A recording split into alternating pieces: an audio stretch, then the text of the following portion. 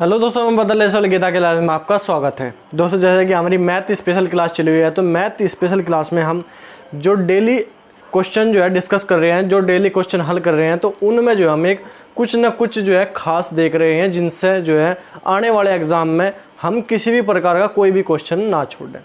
तो आज उसी प्रकार जो है हम जैसे एरिया के क्वेश्चन हम देख रहे थे, वर्ग के देखे थे, तो आज हम देखेंगे समबाहु त्रिभुज। समबाहु त्रिभुज के अंतर्वृत्त और परिवर्त के क्षेत्रफल देखेंगे, कैसे हम आसानी से निकाल सकते हैं और समझने की कोशिश करेंगे कि क्या होता है अंतर्वृत्त का की त्रिज्या, क्या होती है परिवर्त की त्रिज्या, तो कैसे हम इनको ज्ञात कर सकते हैं। तो ये सब बात देखेंगे, देखते हैं हम क्या है। तो अगर हम समबाहु त्रिभुज की बात करें, समबाहु त्रिभुज की अगर बात करें, तो इसकी प्रत्येक भुजा होगी हमारी बराबर, ठीक है, प्रत्येक भुजा बराबर होगी। उसके बाद अगर हम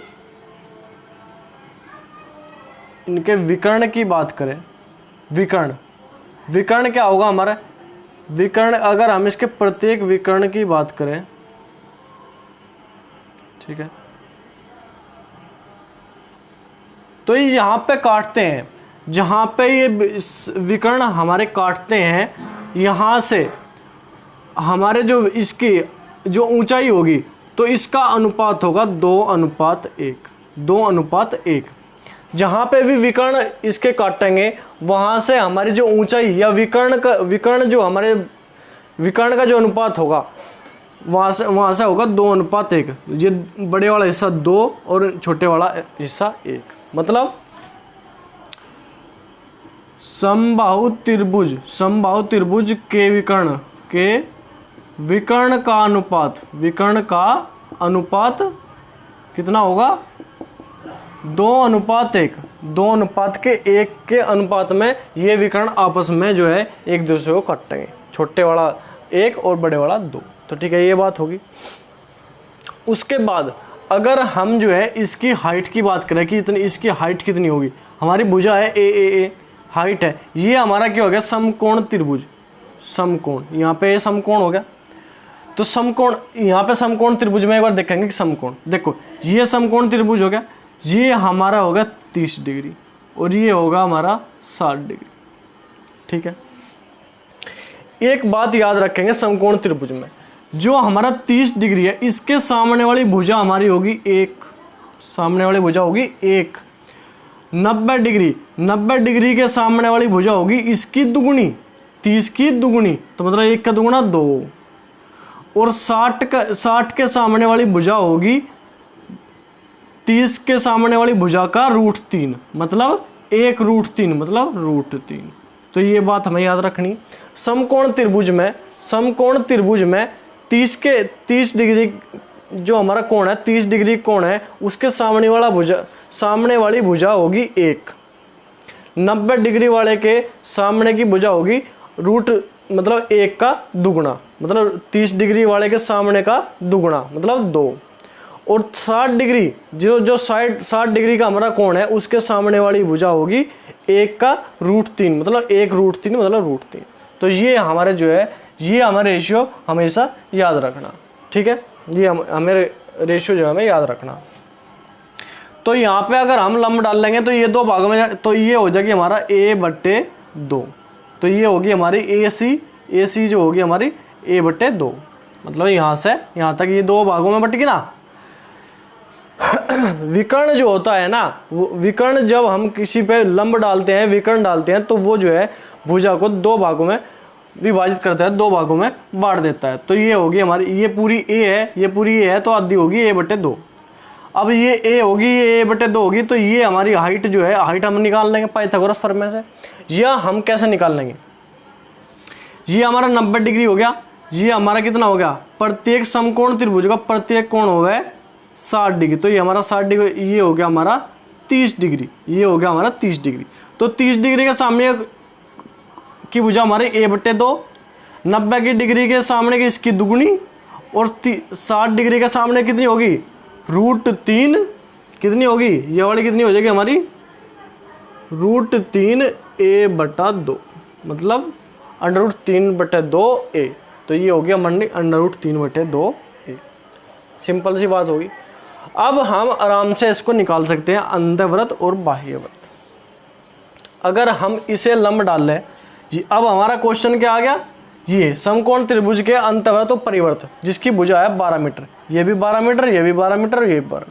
अब हम आराम से जो है, देखो एक बात और बताऊं, जो हमारी बड़ी वाली, अगर हम इसे लंब डाल लें,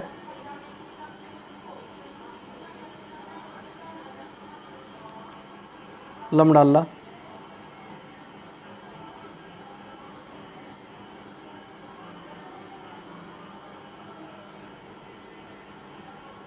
प्रत्येक विकर्ण हो गए, ये यहाँ पे काटते हैं, ये 2:1 होगा। तो ये छोटा वाला विकर्ण, ये जो छोटी भुजा है हमारी, जहाँ पे जिसका अनुपात 1 है, ये होगी अंतःवृत्त मतलब अंदर वाले वृत्त की त्रिज्या, और जो बाहर वाली है ये होगी हमारी परिवृत्त की त्रिज्या। ठीक है, अब हमने पूरा जो क्या निकला था, √3a/2। तो अगर हम इन्हें अलग अलग निकाल लें, अलग अलग हम निकाल लें तो क्या होगा, अगर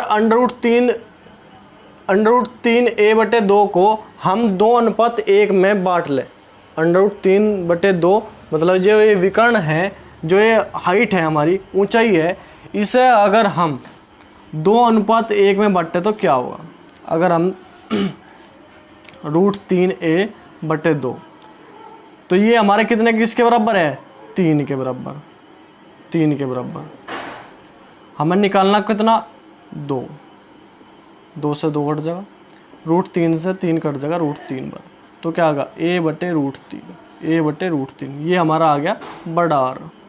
और छोटे आर की बात करें तो √3a/2, जो हमें निकालना है, जो हमारा पूरा है वो 3 है, हमें निकालना है एक भाग, तो क्या आएगा, √3 से 3 कट गया, √3 बार, तो क्या आएगा a/2√3, 2√3। समझ में आई बात, कैसे हमने निकाला।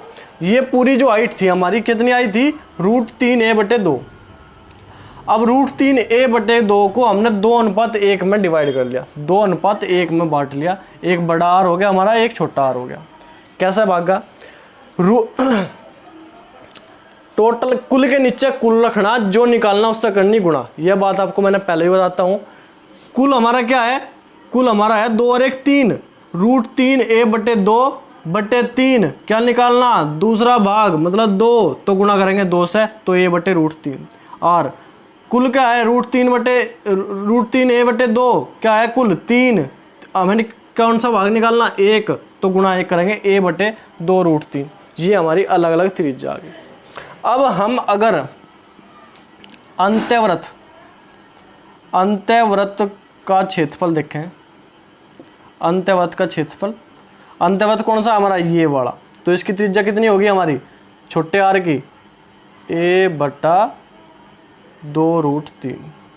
तो ठीक है, तो हमारा वृत्त का क्षेत्रफल हमारा तो होगा πr²। वृत्त का क्षेत्रफल होता है πr², तो पाई गुणा आर हमारा क्या है, a/2√3, a/2√3 का स्क्वायर, तो पाई गुणा a/2√3। तो a हमारा कितना है, a हमारा है 12,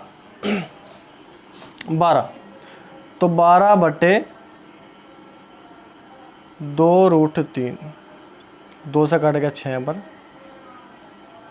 कवर कर दो, क्या आ गया हमारा, पाई